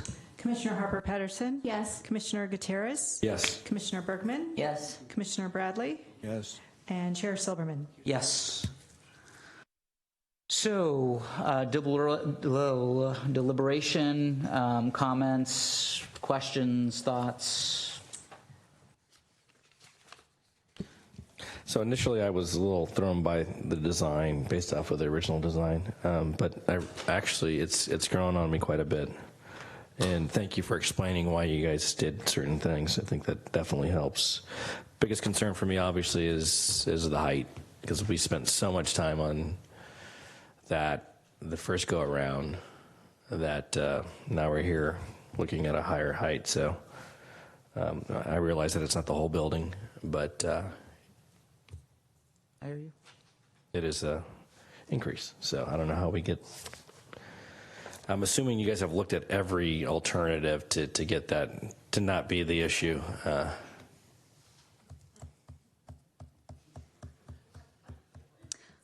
Were you going to, do you want to come up and respond to that about whether the other things that you may have explored to reduce not increase the height? I mean, The mechanical on the roof is squeezed as much as it possibly can, and it has shifted as the senior planner has brought up to be pulled in more towards the center of the building. And so it is at the minimum shrink wrapped around the mechanical right now. Mm-hmm. And again, the overall building is lower. Mm-hmm. Any other comments, thoughts, questions, concerns, angst? I mean, I spoke quite a bit through the whole process, or through the whole hearing here, and I think as far as design goes, I mean, I've made my position clear. But I do appreciate the walking through, and particularly if it breaks it up for the people who live closest to it, that's absolutely fine with me. As far as traffic, listen, I hope that the discrepancy in the number means that these people are going to be walking to lunch, and that indeed it's going to be a reduced peak hour traffic analysis. And even though I understand that that's not necessarily in our purview, I would encourage anybody out there that can make that suggestion to the people who work there. That would be very helpful if they walk to lunch. Beyond that, it looks like the trees are being planted exactly the same. The cleanup has improved from our first approval, or at least the threshold for what they need to clean up has improved. So I have no further comments. Anything from you, Shannon? No, I think that this is an overall improvement of what we originally approved. And you, sir? Although I wasn't on the Planning Commission when this vote occurred before, I got on it just after that, but was unfamiliar with the project. I think I like the original design fine, but I think this one is improved. I think the colors and the materials and the fish scale idea soften it somewhat. It will be the tallest building in the town, of course, but I think you've done a good job in mitigating some of the concerns. Lots of bike racks. I think the landscape design in the courtyard is really improved, and since there are two buildings instead of one, I think that integrates it a little, mitigates it somewhat with other projects. That's about all I have. But So, I'm sorry, Shannon, if you already said this, I apologize. Do you like the new design better? Yes. So you like the new design better, you like the new design better, you don't like the new design better, and you are ambivalent? You talking to me? Yes, sir. No, it's growing on me. Actually, I like the design. Okay, so there's 3 votes, so I don't know that we need to talk too much more about the design. So as far as the, just because it's like a trust but verify thing, if we had a condition of approval that prohibited the stacks from being visible from a residential area, is that fine? Can you agree to that? Because you're telling me that they won't be.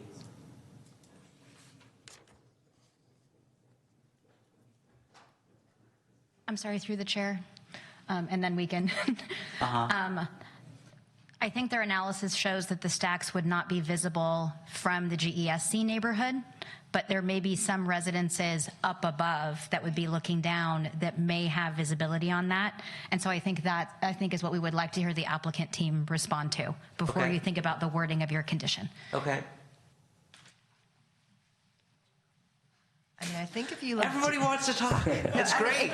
If you look down on something, then you see it. I mean, I don't know how to answer that. Like, I'm a lawyer. I don't want to hear about geometry or physics. She's 2-dimensional. I'm like 1-dimensional. I'm barely here. Okay, so if you're looking down on the building, so I guess I don't even know how to. So if the condition was that that they were not visible from street level residential communities. Would that be something that you could agree to?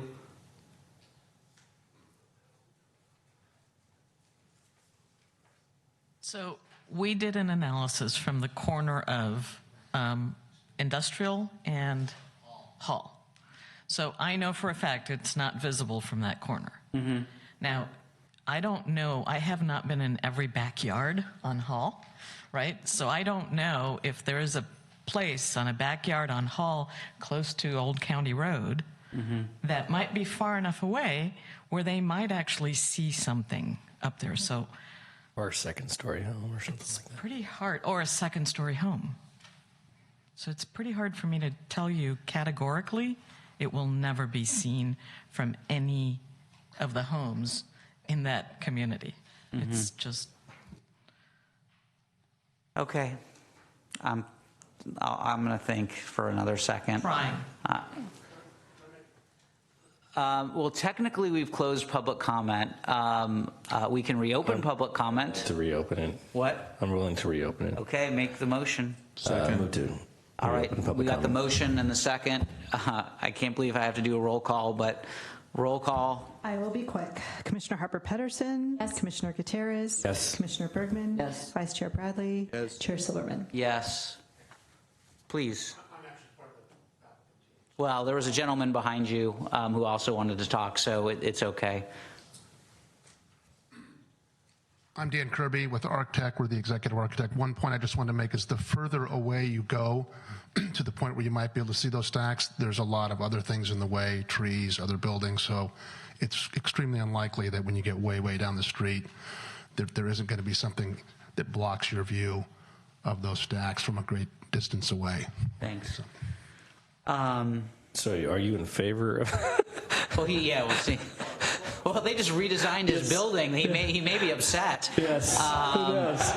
So, I mean, what I'm struggling with is that, I mean, it's the increase in height is somewhat incremental. It's tough for me because we did struggle with this before, and we're making it taller, and so I don't want to pile any impacts on top of that. And you look at these stacks on the drawings, they're like little tiny cool little pieces of metal, and I think, well, that wouldn't bother anybody. But like if they're really industrial looking, you don't want to see an industrial looking stack from your neighborhood. So, that's what I'm struggling with, and if you can help me out, that would be great. There may not be a solution. I may have to continue to be angsty, but in the interim, Scott, cheer me up. The solution would be taller trees. Think of it. If you have a taller tree, you're not going to notice the little stack on the top. 150-foot trees. But no, I was really disappointed when they said we're going to put 24-inch box trees, because when Michael Fields talked to us, he talked about putting 30 and 40-foot, 50-foot trees in along that side.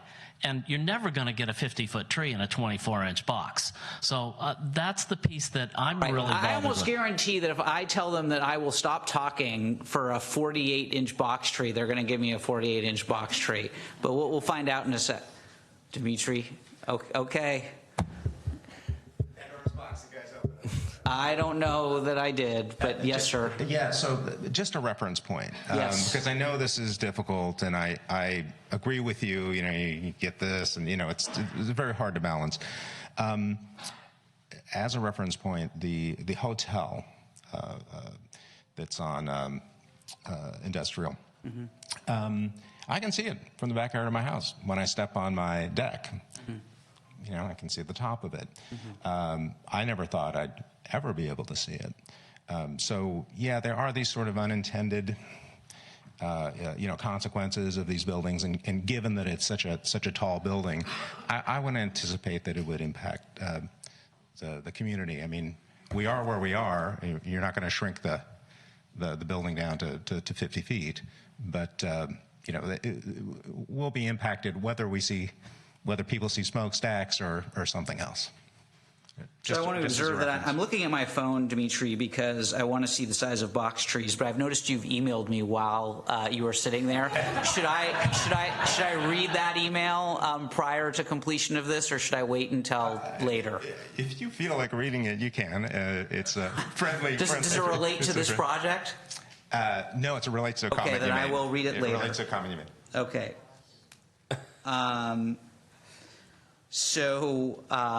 Yes, sir. Very briefly, please. Yeah, I'm not going to make you suffer. You are incapable of that, but if you could make it brief, please. You'd be surprised. People at work would disagree. Real quick, an option of having smallish, non-industrial type smokestacks sticking up or stacks sticking up. I would think, to me, it would be preferable to raising the whole blind and blocking out more sun. So that's one, and there is a way of taking care of it, and that's lowering the whole building 6 feet and stepping down into the first floor. So, thank you. So, if we could have a motion to close the public hearing. So moved. Second. Can I have a roll call, please? Commissioner Harper Pedersen? Yes. Commissioner Gutierrez? Yes. Commissioner Bergman? Yes. Vice Chair Bradley? Yes. Chair Silberman? Yes. So, would you be willing to put in 48-inch box trees on the north side? Those 12 trees. I think it'll be like $20,000 or something. I suspect. No, is it It's more than less that? the cost that we're concerned about with the logistics. And the landscape architect is shaking his head at me, and he seems like a nice person, so he only shakes his head for good reason. So the whole size, because eventually the tree grows, right? And so it grows underneath And the the root sidewalk system. and everything. But putting it in is the hard part. But you do you want to? I mean, the idea is bigger trees earlier, less impact earlier, Nobody wants right? to wait 15 years to not see Bigger a building. trees earlier resulted in smaller trees later. They grow slower when they're put in from bigger container sizes.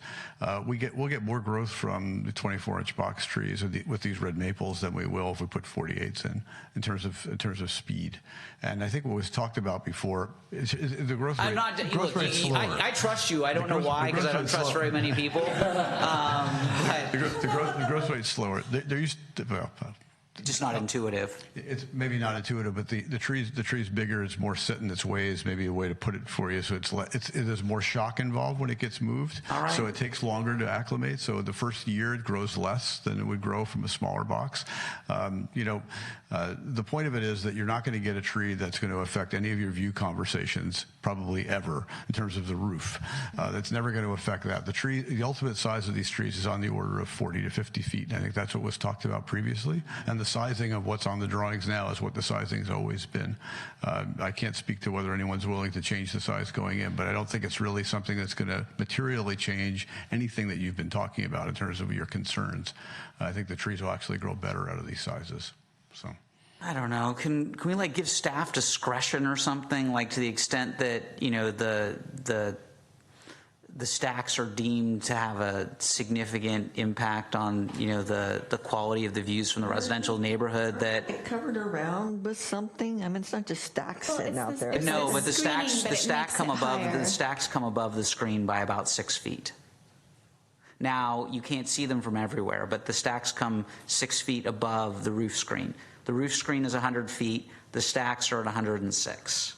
I mean, if the stacks, if the massing of the stacks is what's so offensive, can't we just put like something around it? It's just about that way. I mean, it looks like more. Yeah, you could around. actually increase the size of the screen. You could do that. But then it's all 106. That's right. I don't know that would be visually. I don't know. I feel like I don't know. I feel like it might. Should I just give up? You Should I could just even give up? plant trees on the roof around the stacks. I love it. There we go. I love it. No? You love trees. We can't put trees on the roof right next to the solar? Rooftop Come garden on. with 25-foot trees. All right. I like it. I'm seriously. I can't think of anything else, unless staff can think of some discretion we can provide it. I am afraid that we're gonna that these stacks are going to be unattractive, that they're going to be very visible from the residential neighborhood, and that bothers me. It might be useful within the plan set. There's a rendering that does show one view across the freeway where the stacks I would call are visible but are minimally visible. And that's on sheet A3.22. And that rendering is from across the freeway. So it's not on the GESC side, it's on the south side of the project. But they're just barely projecting. See it. So in the lower left-hand corner. I see it. So that kind of gives you a sense of the types of views I think that we would anticipate. So it would be visible from some areas, but minimally so. Yeah, no, I mean, look, that's not going to bother anybody. I don't think. Anyway, we've already established my lack of visual ability. So, and is your concern that it would be visible from some other view we haven't anticipated? It's not about visible. It's not about just seeing it. It's about how it, when it is visible, what it looks like, how it feels. I mean, so again, maybe this is just me, and there's obviously always a subjective component to all sorts of this stuff. But like for me, if I'm living in a residential neighborhood and I see an office building, fine. Right? It's an office building. But if I see something that looks kind of industrial, to me, it kind of affects like my peace of mind. It feels like I'm not like living in a residential area anymore. And if it's just like a couple little white things peeking out from no, that's not going to bother me. But if it feels, that's not going to bother me. But if it feels like very industrial, then that's going to bother me. Do I think that that's going to be a problem? No, I don't think it's going to be a problem. But sometimes, things that I don't expect to happen.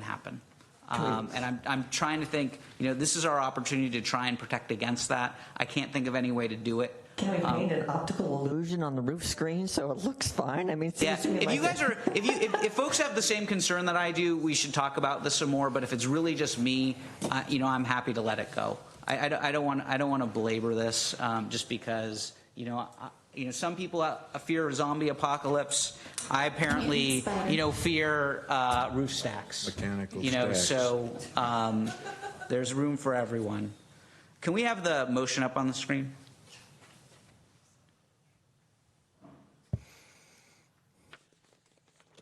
Does anyone want to make these motions at this point? Yeah, I move that we adopt a resolution recommending the City Council adopt an ordinance amending Ordinance 1507 and amending the associated plan of development.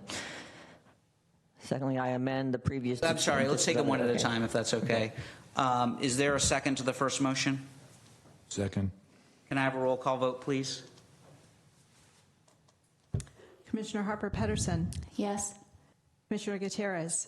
Yes. Commissioner Bergman. Yes. Vice Chair Bradley. Yes. Chair Silberman. Yes. Does someone wish to make a motion, a second motion? I amend the approved design review approval plan 2015-00084 for the project at the corner of Industrial Road and Branston Road with a primary address of 887 Industrial Road for the reasons incorporated in the staff report and with the conditions in the code compliance certificate. Is there a second to that motion? Second. Can I have a roll call vote, please? Commissioner Harper Pedersen. Yes. Commissioner Gutierrez. Yes. Commissioner Bergman. Yes. Vice Chair Bradley. Yes. Chair Silberman. Yes. Congratulations. The next item on the agenda is report on recent City Council actions. Nothing this evening, Chair Silberman. Are there any comments from the Planning Commission? Just one. I will be in Hawaii for the next meeting.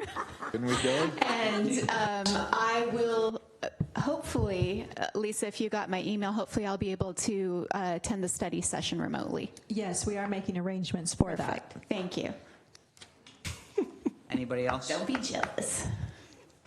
I didn't have any planned comments tonight, but it occurred to me that we're coming up on the last meeting for Angela, Jesse, and I. And when that happens, I imagine both Angela and Jesse may want to make some comments about their time on the commission. I'm probably just going to thank them. But I did want to take an opportunity tonight just to provide some gratitude for staff. You know, I've been driving around San Carlos quite a bit recently, and I know that there's been a lot of criticism in the community about the amount of development happening in the city. And I'm actually really proud of the development that we've approved during my time in the commission. You know, even some of the projects that at the time I had some doubt about, you know, as I see them go up, you know, I'm impressed by them, and less so the individual projects, and we have very little to do with that anyway. I mean, that's really between staff and the developers. But, you know, as I'm seeing those projects come together, you know, I think staff is really doing a very nice job of thinking strategically about how we want to develop the city of San Carlos as a city. And I'm proud of, you know, the very, very, very small part that we get to play in that. I think we're really doing some very nice things for the city. So those are going to be my comments for my last meeting today. But I did want to make sure that I got an opportunity to say that. I really am appreciative of all of the work that you folks do, because it's really, really, really great work. So is there any correspondence other than the emails from Tim, Dimitri, Scott, and then apparently another one from Dimitri that occurred during today's meeting? No. What about the draft conditional use permit? I'm sorry, that actually, we approved that with the prior project, so we're good for that. Was there any other correspondence? I checked my email. I don't know that was that was directed straight to you, I think David. it was straight to you, but if it's... Now I'm even more nervous about reading it. If you'd like to forward that to us for the record, I'd be happy to receive a copy, and I know you have my email. I do.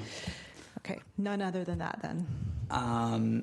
Are there any planning staff comments, reports, or updates of current projects? Yeah, sure. I would like to update the commission on the progress of the RS6 development standards for single-family residential. We had a community workshop last Wednesday, May the 2nd, and I will say that it was very, very well attended. Standing room only. Some folks even got comfortable and sat on the floor and stayed through the entire presentation.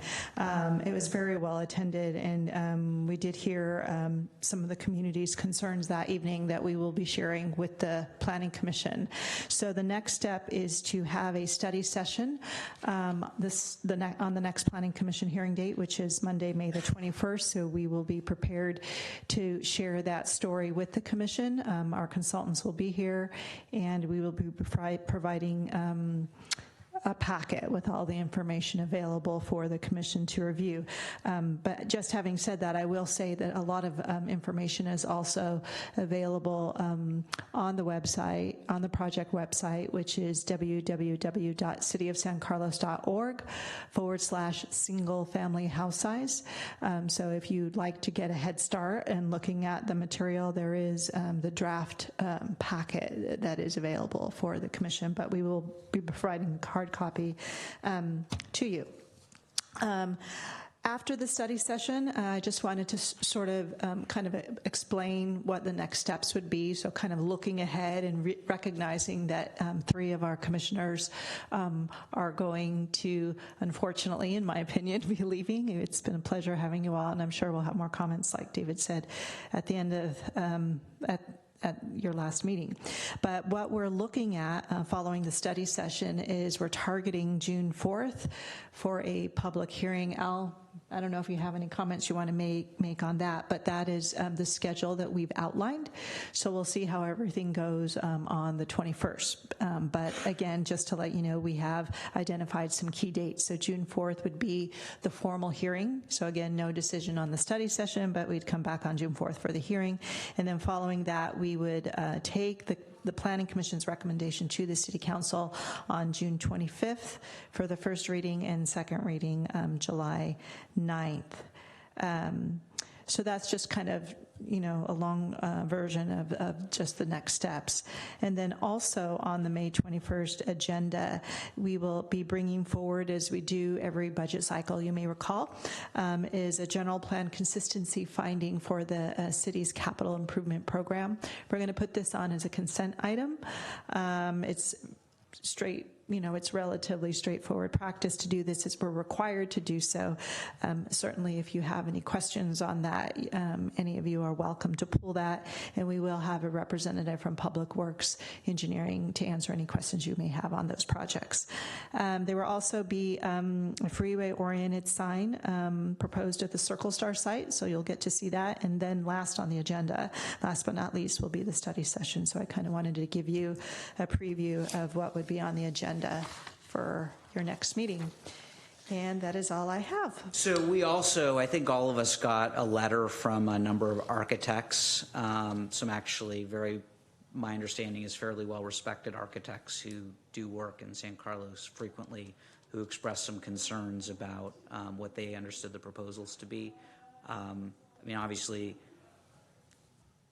that can be addressed at the study session, but those are probably going to need to get resolved in some way, because those are the folks who are building stuff in it was Sarah. You know who that was. It's not that they get more, they get more weight than other comments, but they are designing and building the houses. So.